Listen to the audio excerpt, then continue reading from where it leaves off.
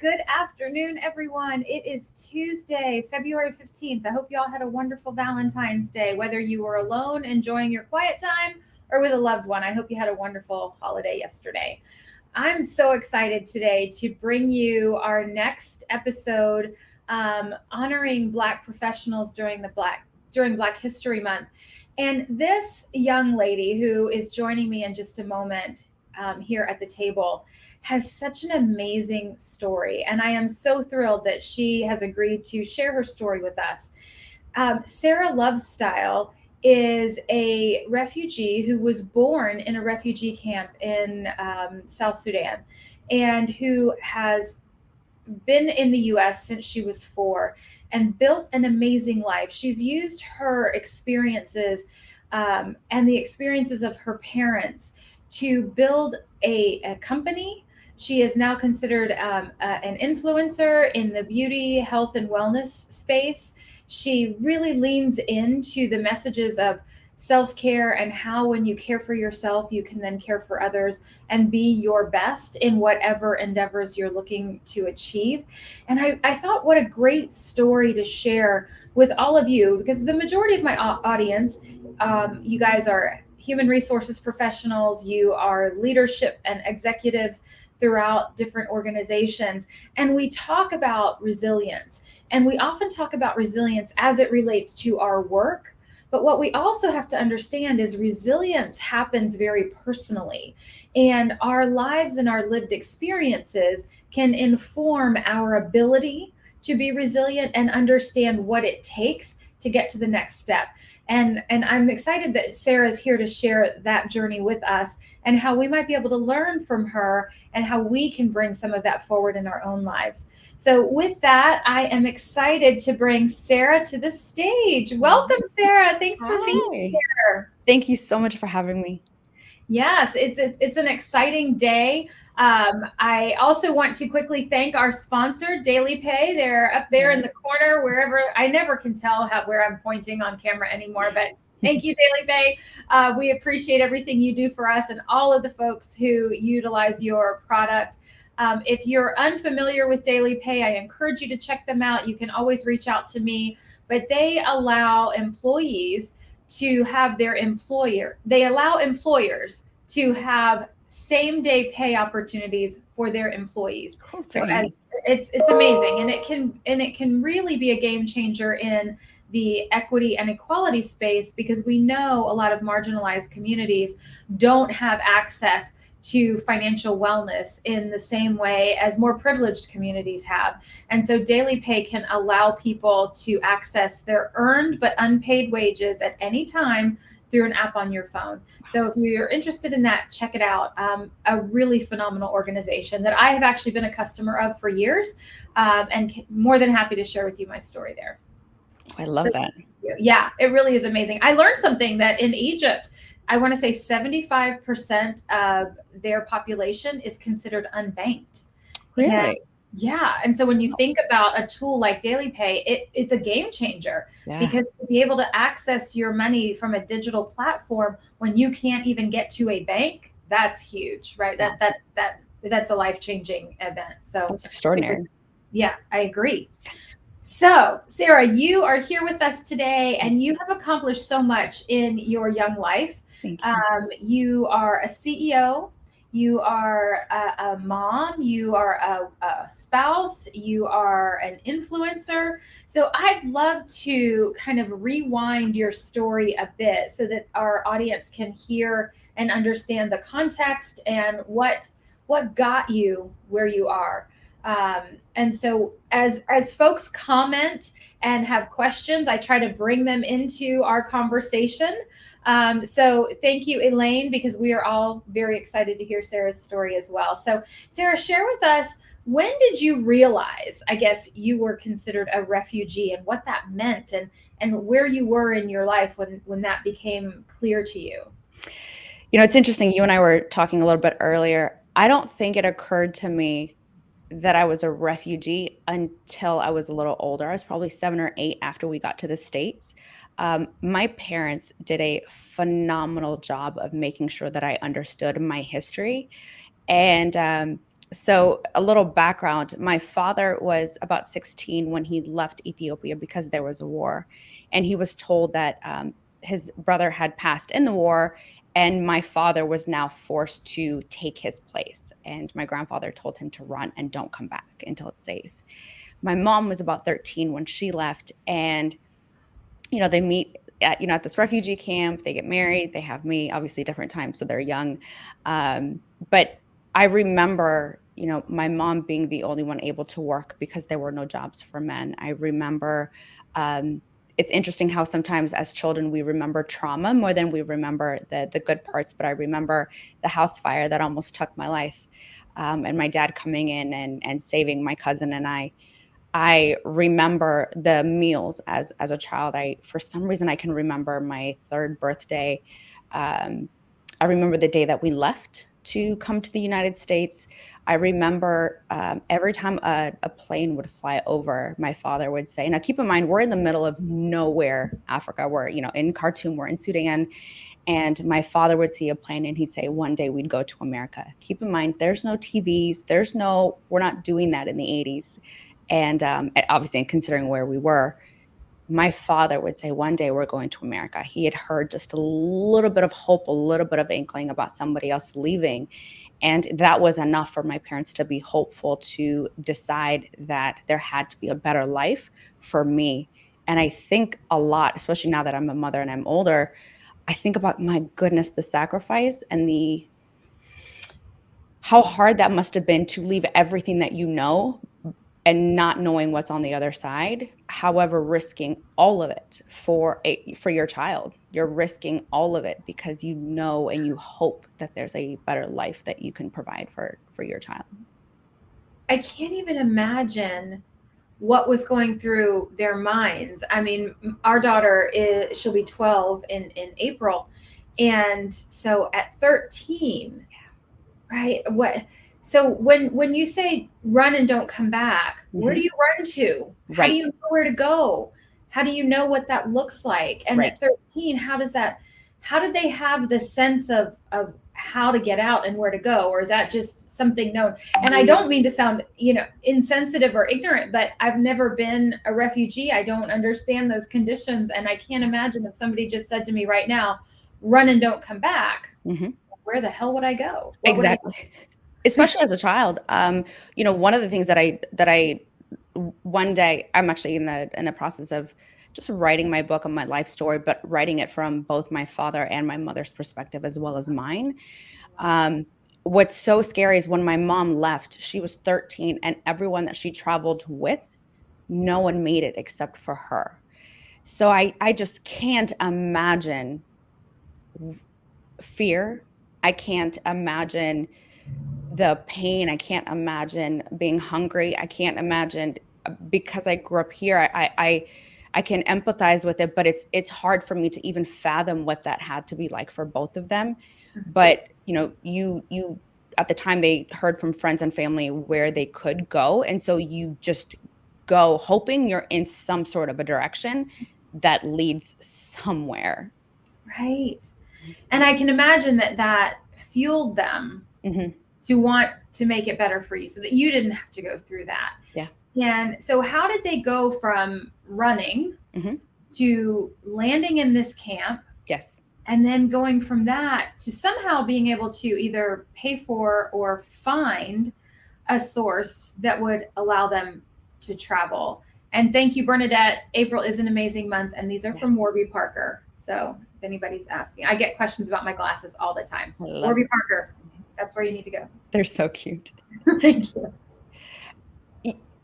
So when we were in Khartoum, there were folks that were leaving, and word spreads very quickly in my community. And my parents, at the time, there was a lottery to coming to the United States for refugees, and to the United States was allowing churches and different organizations, charities, to bring families in because the situation was so dire. And my parents had filed initially, were approved, and someone actually tried to sabotage them so that they would not come to the States. And as we're leaving, Barbie, you won't believe this, as we're leaving, the woman at the front desk remembers me. And I had to be about 3, 4 at the time. And she says, come back, come back. My parents are literally about to get on the bus to leave this city to go back. They're distraught, they're heartbroken.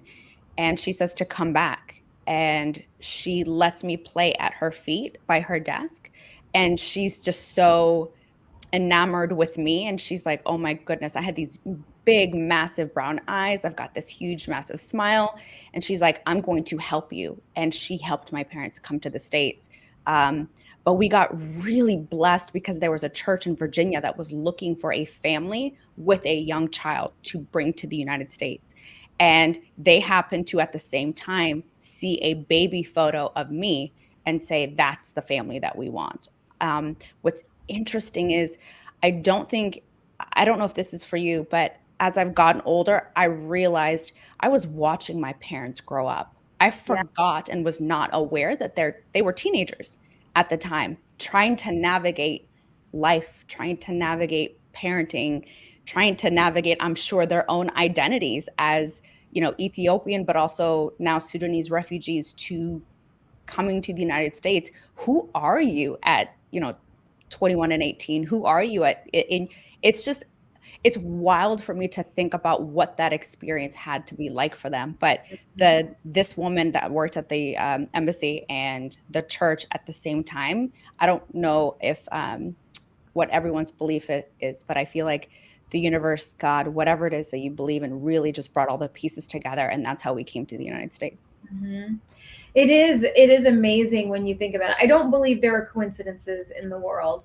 I truly don't. I think that for me personally, I think there is a universal connection. And when we send messages out to the world, we get an answer. And so we have to be very careful what we Yes. send out there. But what I love, I mean, there's so much I love about your story, but I love that person, that one person who was going about her day, doing her thing, decided to do just a little bit more. Yes. And take that next step that truly changed the trajectory of at least 3 lives, and how many more, the ripple effect we don't necessarily know. Right. And when I think about the folks in our audience and how we relate kind of your story to some takeaways for us, I think about many of us are asked at times to be a mentor or to kind of help others in whatever ways we can. And I think we don't necessarily even realize the impact we can have on other people by just doing that one thing, making that one phone call, taking the time to have that one coaching conversation. Like there's so many things that we can do for other people that it doesn't take a whole lot from us, but can completely change their lives.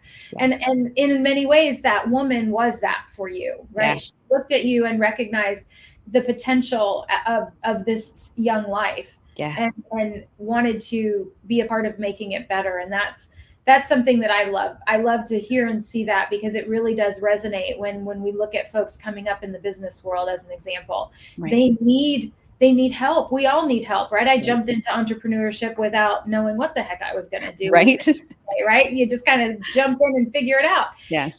And so every one of us can use a mentor or a coach or that advocate. Yes. And then once we kind of figure out a few things for ourselves, we immediately need to return that back to the world and do that. And I know you're doing that in as many ways as you can. So now we fast forward your story a little bit. So you're in the US and you've got these very young parents who, I think in some ways, their youth probably served them very, very well, because they didn't know enough to be worried about failure. When I think about myself at that age, I was like, I can do anything, right? Exactly.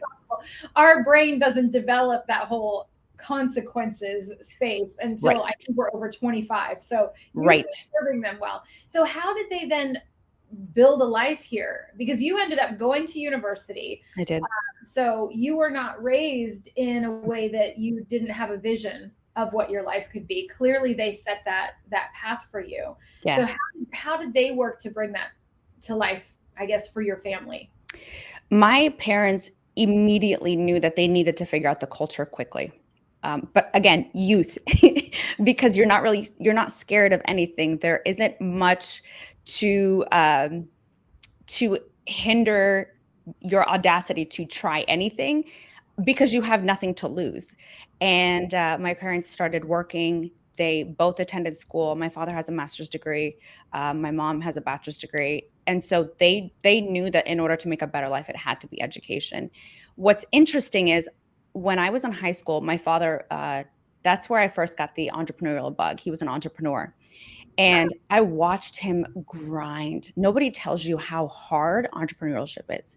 There's no, there are books. There are a lot of people who've written wonderful, wonderful guides. However, nothing can truly prepare you for it. And so I thought, as I watched my father, there's no way I'm doing this. I will never go into entrepreneurship. I'm going to college. I am going to be a broadcaster. I am one of those people where I knew at 13 exactly where my life was going. I had it planned out. But what's the saying? If you want to make God laugh, tell him your plans. That was that was me. That was absolutely me. And I thought I had it figured out. But after I was done, I realized I'm not happy. I actually dealt with kind of an identity issue between, I used to work in politics, between who I thought I was supposed to be, who I was supposed to be within my culture, who I was supposed to be as a Black woman in America, but also what are my passions? What do I want out of life and who am I supposed to be? And when I took some of that guts and gusto and I said, what would have my parents done? What would they have done at their young age?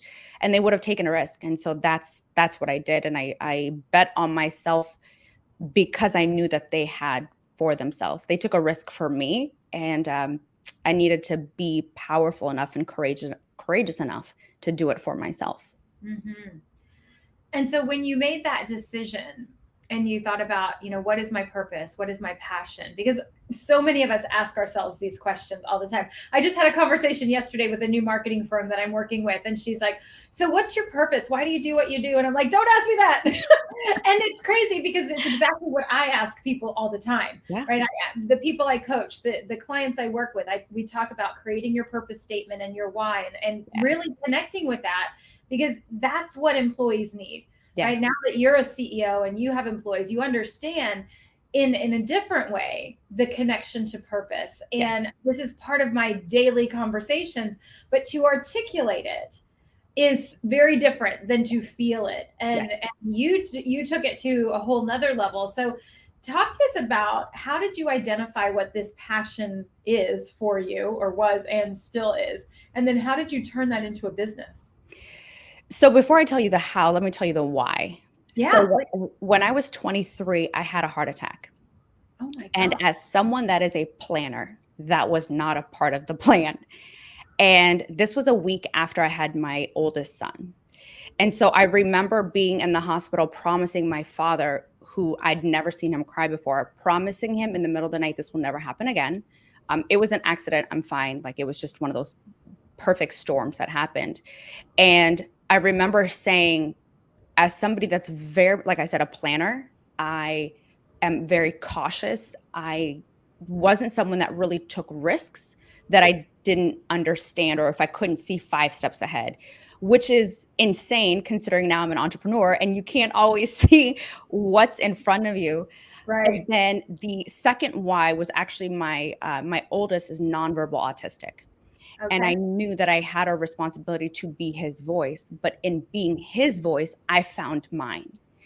And when I found mine in between those two events, once I figured out that I didn't have to know everything and I could find the things that I loved, what was it that I could do every day if I never got paid and I would keep doing it? What is that one thing that lights my soul on fire that keeps me up at night where I can't just leave it alone? And for me, because I had a responsibility to be his voice, luckily we have the internet and social media. I gave myself a 2-year deadline to be an influencer and to figure out what that meant for me. And in the process, I found a tribe of women, men and women, but a tribe of women in particular who needed encouragement with fitness and health, that wanted and needed, was looking for a voice and a testimony to give approval or permission that it's okay to take care of yourself. As a mother and as an entrepreneur, sometimes we sacrifice ourselves and our well-being for everyone else. As a CEO, sometimes as women, we will sacrifice ourselves for our employees. But where does Sara lie in the middle of that? And if I'm giving so much of myself, I can't allow for my passion to die because I sacrificed me. Oh, wait, hold on. Let's pause on that for just a second. Yes. That is so powerful. So say that again, what you just said. I You knew can't, that I could not sacrifice myself. I could not sacrifice my purpose for everyone else. As right. women, we just give and give, and it's this nurturing, right? We're our natural nurturers, and we give to our jobs, we give to our employees. But I realized that I was sacrificing myself and sacrificing my passion and my purpose to give it to everyone else. And I couldn't do that any longer.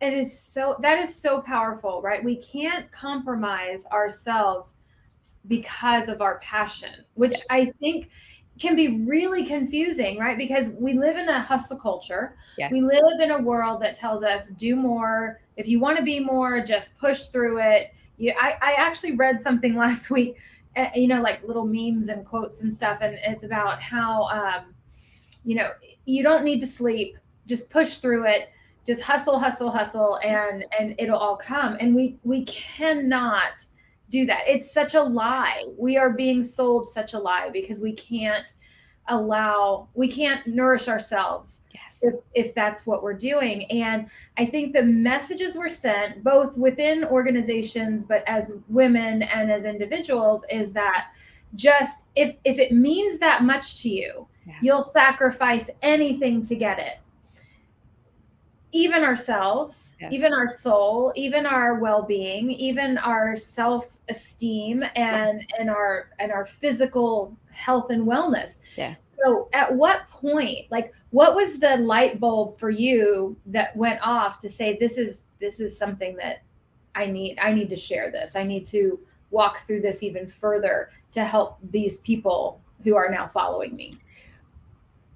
I realize that as women, we fear financial literacy, like learning it. We fear what we don't know. So we fear, how do I build generational wealth for my family, for my children, for myself? We fear taking a seat at the table because, am I worthy? Do I really truly have a voice here? What is my value? With all due respect, our male counterparts don't necessarily have that. And if they do, they hide it very well.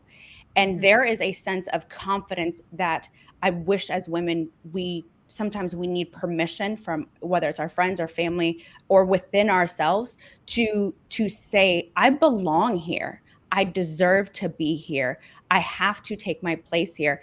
And not only that, most companies that excel and do very well have a woman in leadership, Mhm. because we have a different perspective. We have a different insight. Companies that have diversity and inclusion within their leadership also do very well because we, the beauty of just being a human being and the beauty of being a woman is sometimes um, we're told to hide our emotions. We're told to bring down our confidence. We're told to not be too loud, not be too excited, don't have too much emotions. But that's the place where our power lies. My discernment, my intuition as a woman makes me a great CEO. My ability to know and understand what I'm looking at, being able to scout talent in my employees, or if it's an investment company that I'm looking at, there's power there. It's not always just about what's on paper, but who do you become? Who are you? And can you stand in that while we're figuring life out? Mhm. We don't know what the next chapter of our lives are, but I know when I started my business and my company, and when I started being an influencer in particular, I was building myself and allowing folks to watch my journey, even though it wasn't perfect. I know as a woman, I struggle. Am I the perfect mother? Am I the perfect spouse? Am I the perfect employee? Am I the perfect CEO? And the reality is, it's not. And it's not even profitable. So build as you're learning, and it's okay. It's going to be okay. Mm-hmm. I love that you recognize that, because perfection is not real. No. Right. I say this all the time. If you're waiting on the platform, waiting for the train of perfection to come pick you up, Right. it's not going to happen. No. That train does not exist. Right. So understanding that it's okay to share your vulnerability, Yes. to talk about the mistakes, and take calculated risks. I'm not saying necessarily throw caution to the wind and just, go crazy with things, but Right. making sure that, okay, this is the next step. Because sometimes that's all we can do is look at the next right decision, the next right step for us, and have enough faith to know that that will lead us down the path of the next right thing. And if we just keep doing it that way, then we'll eventually get where we want to be. Now, that doesn't mean you throw strategy aside. You certainly Right. want to do all of that. But Yes. sometimes you, in this world of being an entrepreneur, you don't have all those answers. I certainly don't. And I think that as leaders, we have to think about that too. Yeah. Maybe you're not an entrepreneur. Maybe you're a leader and you're leading others within an organization. And I Right. think something that you said, I say this all the time, and I'm trying to find the perfect way to say this, but we often reference like the company or the organization, Yes. or the executives. And what I want folks to understand is that companies are nothing more than a legal entity, a piece of paper that Right. says, okay, you now have the construct Yes. to do business. Yes. That's the first step.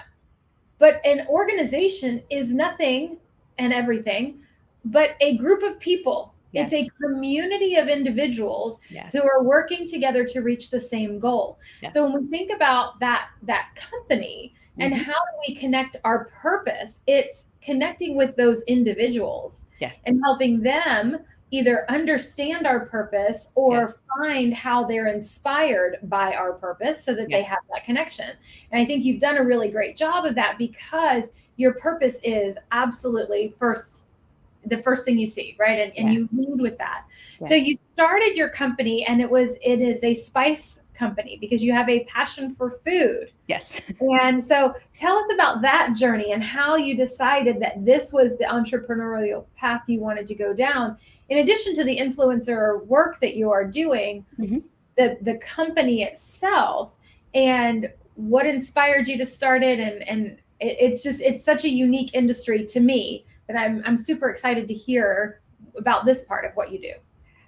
I always said that in another life, I would have been a chef, or I would have started my own spice company, because I'm Ethiopian. That is our whole life. I grew up with 9,000 different spices in the cabinet. And, even as I grew older, I have a ton of spices, but I was always mixing and matching them. But whenever people would come to eat at my house, I would have pre-pandemic, I would do pop-ups in coordination with my Sara Lovestyle brand, and it did really, really well. But I just said I didn't have the time.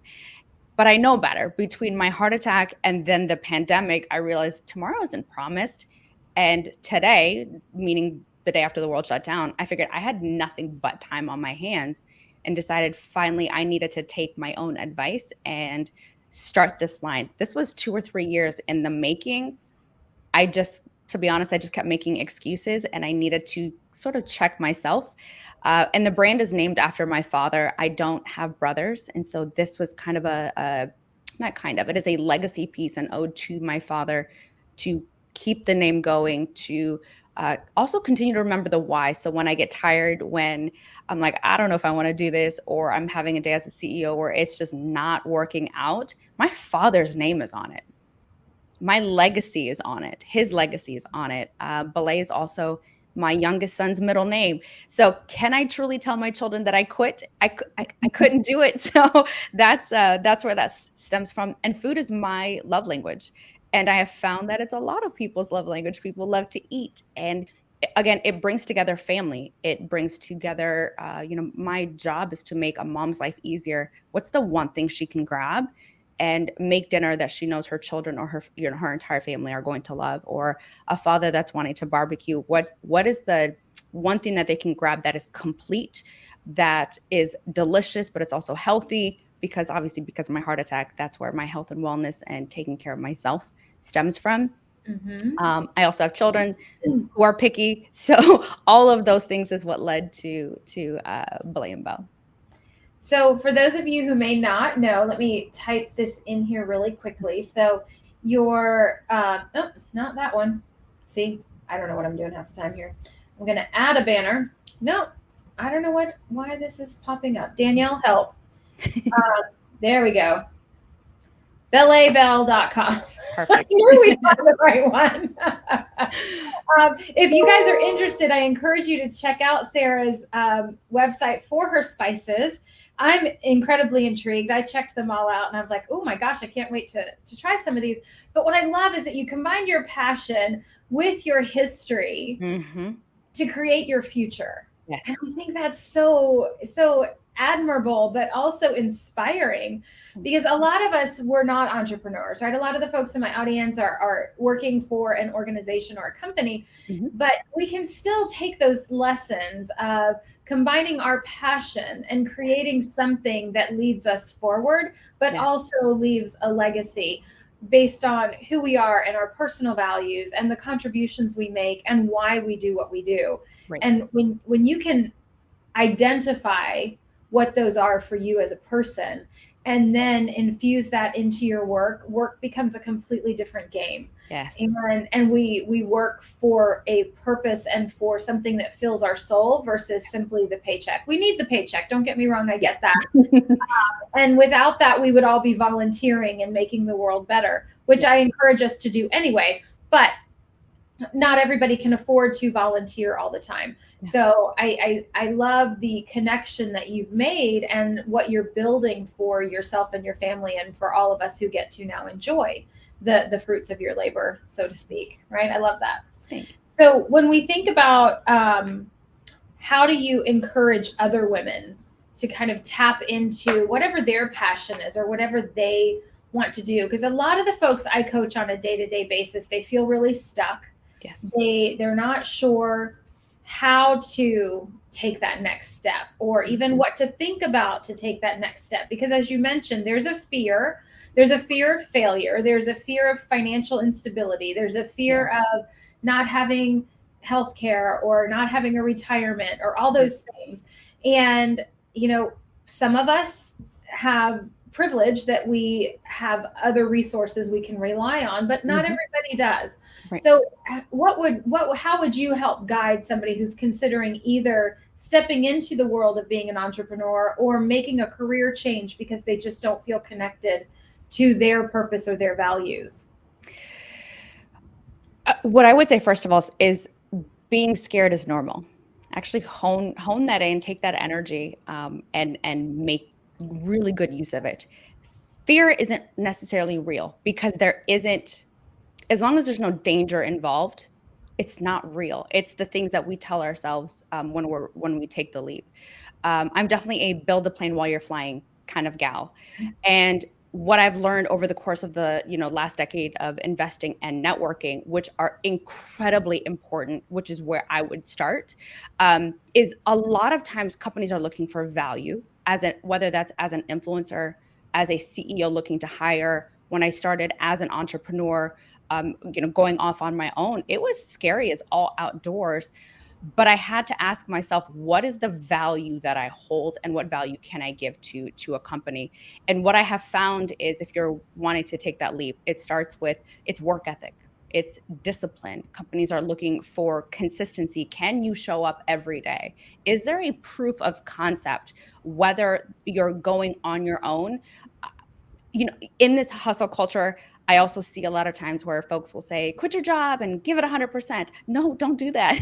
Don't do that. If you're not prepared, if there isn't a strategy, plan of action, at least somewhere where you can start that you've been consistent with. So don't quit your corporate job until you're ready.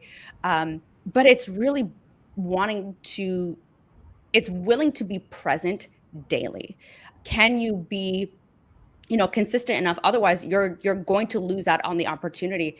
Sometimes I'll hear, Sara, you're so lucky. It's not lucky. I've been at this 7 years. I worked hard for a very long time before the money was consistent enough to be like to pay the bills, right? Mhm. So, but companies were watching, and my name was being thrown around in rooms where I was not present. That's actually how my first investment that I added to my portfolio, that's how that happened. My name was brought up in a room in Texas where I wasn't present, but they were watching my consistently. So with influence, not only did it take me from just showing up on the internet every day, it led to partnerships with national brands like Cream of Nature, with Coca-Cola, with Walmart. All of that happened because someone was watching what I was doing. They were watching my work ethic. So if you think that no one is paying attention, they are. You don't know who's watching. One of the first TV segments that I ever did, the producer was watching me for months, and then they reached out because they saw that I was there every day. So as someone that is looking to be an entrepreneur or to branch out on your own, remember that people are watching you, and the most powerful place to be is to have the companies come to you because they have been seeing how consistent you can be, what your work ethic looks like. I've made connections even through Clubhouse. Don't be afraid of social media, even if you are in HR. LinkedIn is a phenomenal tool. Look at how we got here. It was it was through LinkedIn. It's Instagram, it's TikTok. As if you have value in your leadership, like let's say, Barbie, we're talking HR space, you can teach your skill set to people on social media at a third, fourth grade level. And that's going to be valuable for somebody. Can you teach a course? Can you be a coach? Can you be a mentor and change someone's life? That one singular phone call where someone brought my name in the room changed my entire life in a way that I could not have imagined. But I was prepared. I Right. was ready. So I You're was right. able to see it and run with it. I love that, and it's so relatable. Even if you're not thinking about being an entrepreneur, but you're thinking about changing companies, or you're wanting that next promotion, Yes. we don't always do a great job of branding ourselves as individuals, Yes. because we think, oh well, that's something for a business owner to do, or the CEO to do, or that influencer person. Yes. And I challenge the folks I coach and everyone I speak to, get on social media. Start small, start with one, if it because trust me, it can be overwhelming, because I don't do them all very well at all, actually. But start with one, and to your point, just be consistent, showing up, just like being a leader. Yes. Showing up is 90% of the game. Exactly. And then add to that as you go, and organically allow things to blossom. Mm-hmm. But if we only utilize LinkedIn when we're looking for a job, Mm-hmm. but we haven't built the network, we haven't built relationships, we Correct. haven't put the work in ahead of time, and Yes. shown up every day, then we're not necessarily going to be rewarded Right. with the results that we're looking for. Mm-hmm. So even if you're not considering entrepreneurship, which is not for everyone, and that's okay, Yes. there's still tremendous value in identifying who you are, what are your core values, what is your passion, and then how do you share that with the world? Because we all need to hear what you have to say. Yes. I learn more from my network than they'll ever learn from me. And how do I take that in and then, make it meaningful for others? And that's really, I think, a lot of what we do, right? Is we make sense of information for people. Yes. And it helps redirect them in ways that maybe they didn't see it for themselves. And I don't have your gifts, right? Like that's the important thing to remember. I think sometimes, especially as women, we downplay our gifts. Oh, like that's not a big deal. No, if you are a nurturer, like command that, like have that, own it. If you are somebody who has a gift of gab, own it. If you know how to write resumes, own it. The difference between the greatest entrepreneurs or even if you're within corporate, the best way to separate yourself from everyone else is what combination of skills do you have that no one else around you has? And then how do you brand that with confidence? Then you operate in excellence, showing up consistently. And then even if maybe somebody may be overlooking you, no, you can then go ahead and walk in and command it with confidence, because no one else can do what you do. Mm-hmm. I know that's what I do. No, I think it's really important. And when I look at throughout my career, it's probably only been in the last 10 years and likely even the past 5 years that I've really stepped into owning my strengths and not being embarrassed to talk about my strengths and not feeling like I'm bragging. I'm not bragging. It's just, this is what I do well. And guess what? Here's all the things I don't do well. And I'm okay with that too. Yes. Right. So, I communicate well. I'm comfortable on camera. I'm comfortable on a stage. Yes. I was trained to perform. So being on a stage is very natural to me. That's not natural to most people, right? That is an unusual reality that most people don't experience. But because of that, it makes me a great facilitator and very comfortable doing things like we're doing today. So it's okay to own that and be comfortable with that. I think as women, however, we often receive negative messages when we start to lean into our strengths, when we start to leverage our skills. We're often told by sometimes other women who are either threatened or trying to keep us safe. I have been told on numerous occasions that I need to dumb it down, that I communicate too well. And I'm like, I'm sorry, what? Yes. What does it even mean? I communicate too well. Well, you're just so concise and people just can't keep up with you. I'm like, and what do you want me to do with that? So I think we're given those messages pretty frequently. I think Glennon Doyle in her book Untamed talks about that, how we're conditioned often as women to fit in a small space, to not make waves. And I was reading something just yesterday that the confidence level of boys and girls, and I would assume any gender in between for those who aren't sure, is the same until they get to 7 years old.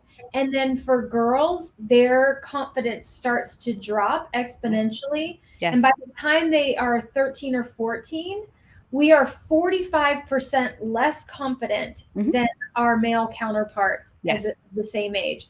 Because that's when we start hearing the messages that girls are quiet, girls don't challenge people, girls are poised and following these rules of etiquette that simply don't apply over here. And we have to realize that is literally a man-made construct.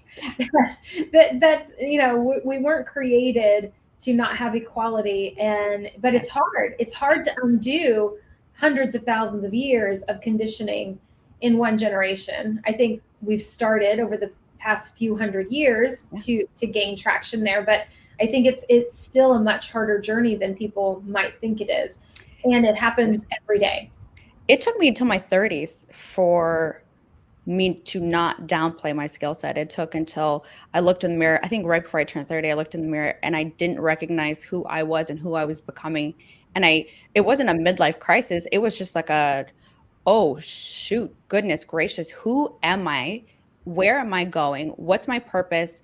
Am I living in my passion? Am I living in my purpose?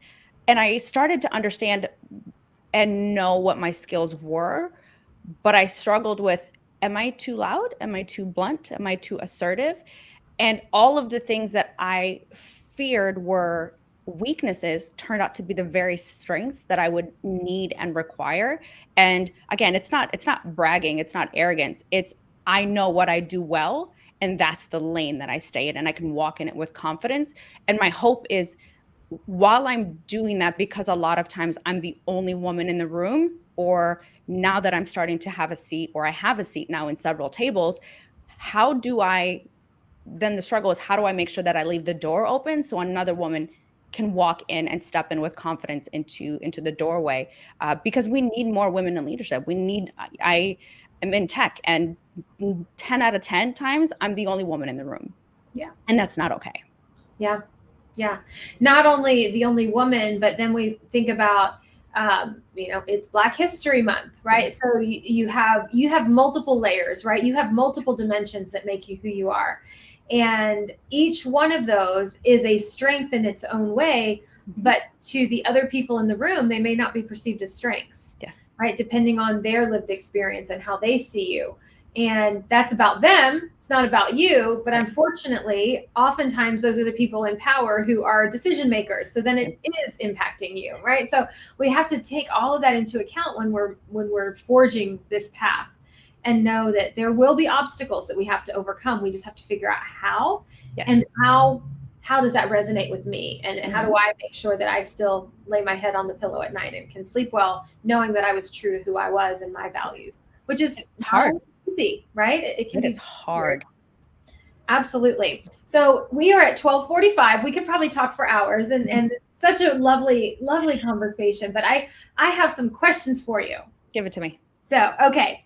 So, as a female CEO, how important is self-care to you? I would say it is my top priority. It's the one thing that I don't sacrifice for anyone, like we talked about earlier. It is a non-negotiable for me. It's funny, we were talking this morning, or earlier, food is my love language, but fitness is also, I work out 5 days a week. And it's not for the sake of just my appearance. It's therapy. It is how I make sure that I don't lose my mind. It's the place where, as entrepreneurs, it's hard. The journey is rough. So what do I do with all this extra energy? It needs to go somewhere. Because I don't want to going at my family. I don't want to going at my kids, not the lady at the grocery store. It has to go somewhere. Plus, it's good for my body. And after my heart attack, it's just not something that I'm willing to risk or play with. The other thing that I don't negotiate with is I meditate or pray, whatever you're into, every day. And I do it first thing in the morning to reset my mind, because you just don't know what you're going to deal with that day. When I am okay and when I'm at peace, when my mental health is at its highest peak, is when I am my best self. I am the best Sarah that I can be. The best citizen I can be. I am the best CEO I can be. Mother, all of it is when my mental health is together. And the other thing that I would say is I also meditate throughout the day, because let's be honest, you're using so much and you're emptying so much of your energy outwardly that if you don't refill your cup, it can be tough. And so I make sure that I do that every single day. And it's just, my health and wellness is just not something that I'm willing to sacrifice for anyone. I love that. And it's not selfish. No, it's not. Self-care is not selfish. If we don't focus on ourselves, we can't be good for anyone else. No. And I say that, and I know we've repeated that, but there's a reason we're repeating that message, because we're just not good at it as women at all.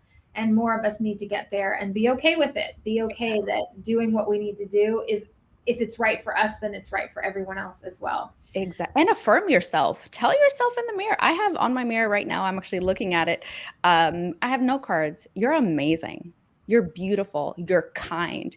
You are gracious. You are a great woman in your community. I do this with my boys. Same thing. We do IMs every day. I'm like, son, give it to me. What are they? And he'll say, I'm a great student. He's 9. I'm a great student. I am kind. I'm smart. I'm a genius. I'm loving. I am loved. He'll say, I am handsome. Affirm yourself. As crazy as it sounds, giving yourself those affirmations allows you to, eventually you say it enough, you actually believe it. Just the same way as we say negative things to ourselves. Well, maybe I'm not worthy. Maybe I'm not pretty enough. Maybe she's prettier than I am. Maybe he's smarter than me. All that negative self-talk, eventually you believe it, even if it's not true, even if it's not real. The same thing happens in reverse. Absolutely. And I'm a firm believer of the power of intention and the law of attraction. Yes. So when you put it out there, it will come back to you one way or the other, right? So let's turn it so that it's a positive reaction, right? The law of inertia is finite. Yes. And so there's an equal and opposite reaction to everything we do, even our thoughts. And there's a lot of quantum physics and science behind that. It's not just us saying, oh, what you put out there happens. It really does. There's tremendous science there. Yes. And I have the same thing. It's funny because I have sticky notes all over my monitor. So if I look down right now, like I have this one, it says, write something today. Yes. Because I'm in the process of writing a book.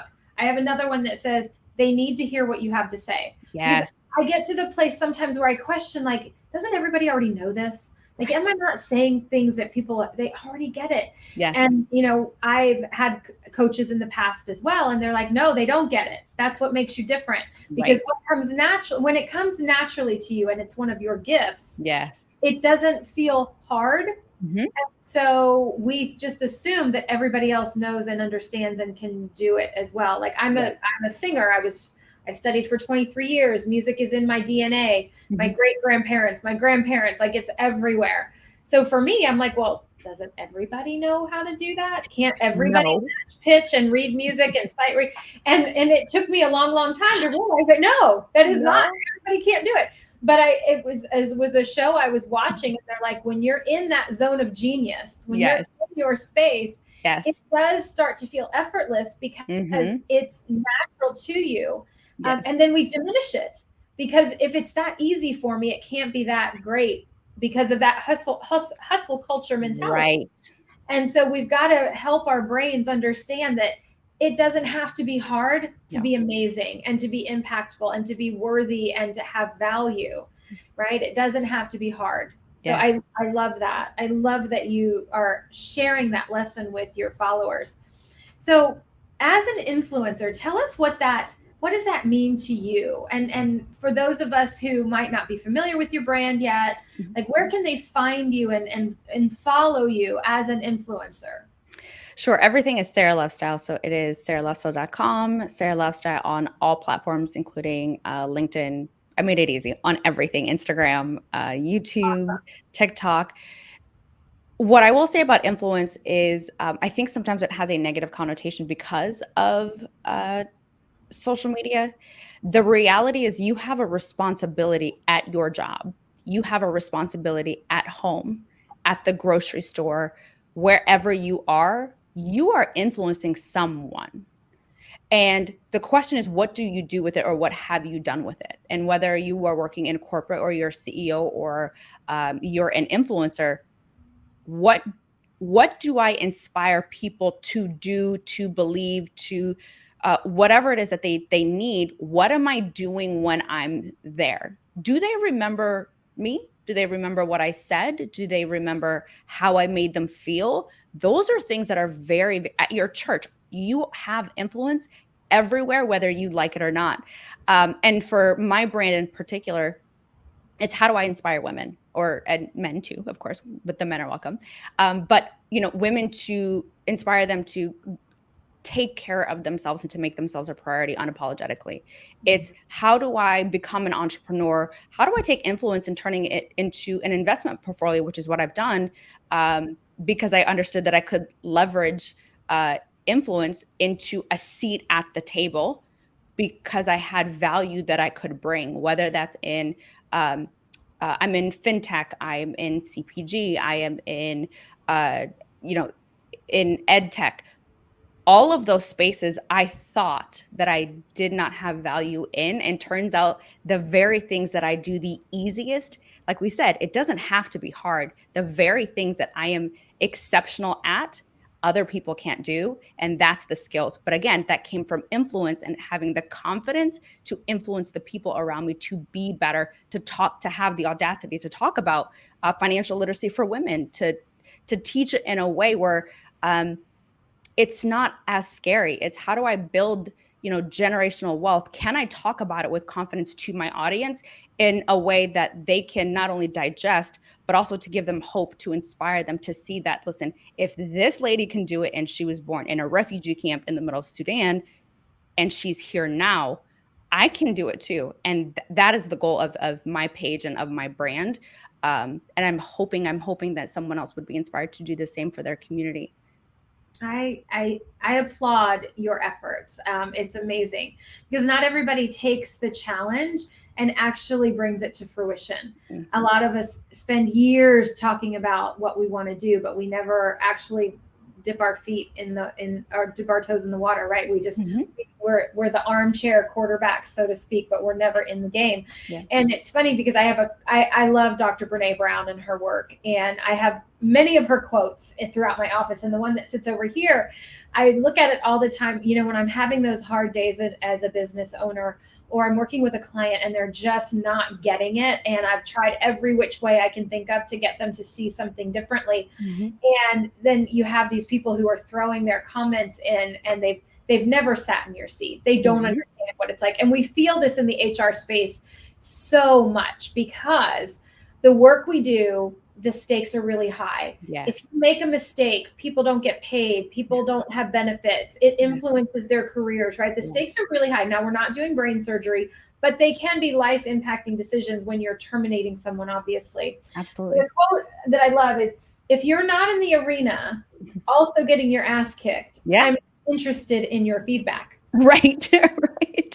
I love that so much. And we need to tell ourselves this, right? Women, we've got to internalize this, that people are going to give you feedback and their ideas, and understand that that's typically because of their fear. Yes. They're projecting their fears onto you. Yes. And so create that shield to say, is this feedback here to help me be better? Yes. Or is it to help make them feel better? Right. And being able to discern that is incredibly important, whether you're going into an entrepreneurial space or whether you're in a corporate position. Absolutely. Understanding the intention of that feedback is really important, because if it's not there and well-intentioned to truly help you, then you need to just let it go. Absolutely let it go. If I could say this, when you're, especially as women, and when we're doing something that's innovative and new and different, it's not going to make it's not going to make sense to everyone else. It wasn't your vision and your purpose wasn't a conference call with everyone. It was given to you and you specifically. And what I have realized is, and it was something that I struggled with for a while, if I could be honest, was my vision didn't seem logical. It didn't. My success, if you put it all together, should not work, but it has, because I believed enough in myself. I was able to talk myself into quieting the noise, silencing my soul, silencing my spirit to navigate entrepreneurship. But it doesn't necessarily have to make sense to everybody else. Obviously, don't throw caution to the wind. Don't take, crazy, risks that don't make sense. But if your spirit and your soul is telling you to jump. If you have the skill set to do something extraordinary, go towards that route.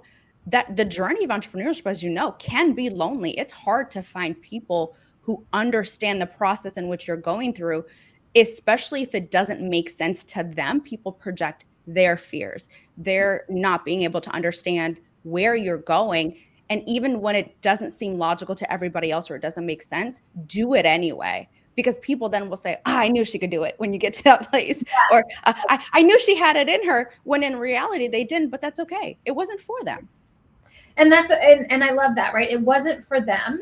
No. And maybe they didn't understand it, but you will attract your tribe. You will attract, like attracts like. And so when you're following your path and you're either going down the path of a new career, a new job choice, a new company, or starting your own thing, the people will follow you as long as you are true to what you're doing and you believe in it and you believe in yourself. Yeah. Because that's what attracts clients and followers and everything else, is the confidence you have and that you can exert around what you're doing. That's what's attracting other people, even if it seems crazy to them or unattainable or what have you. So I truly love that.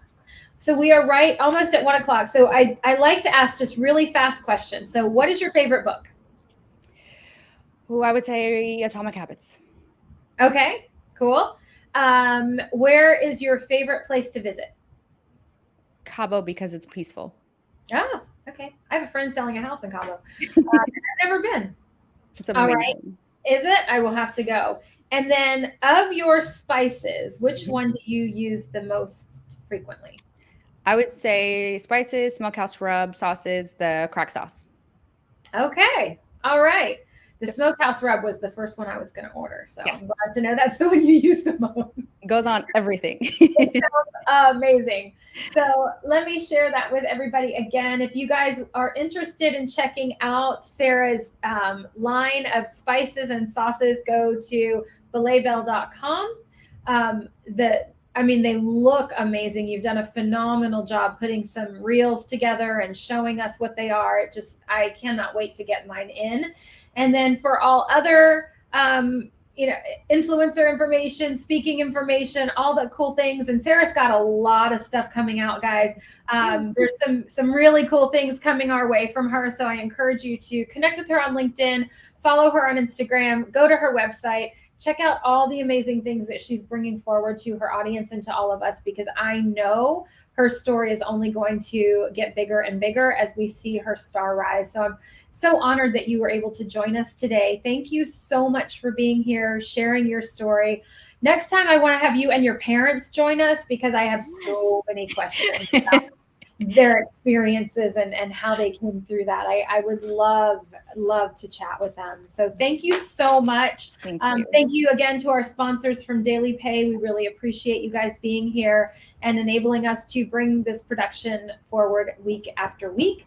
And I thank you all. Have a wonderful rest of your Tuesday. And as always, stay tuned. Tuesdays at noon, we'll be live.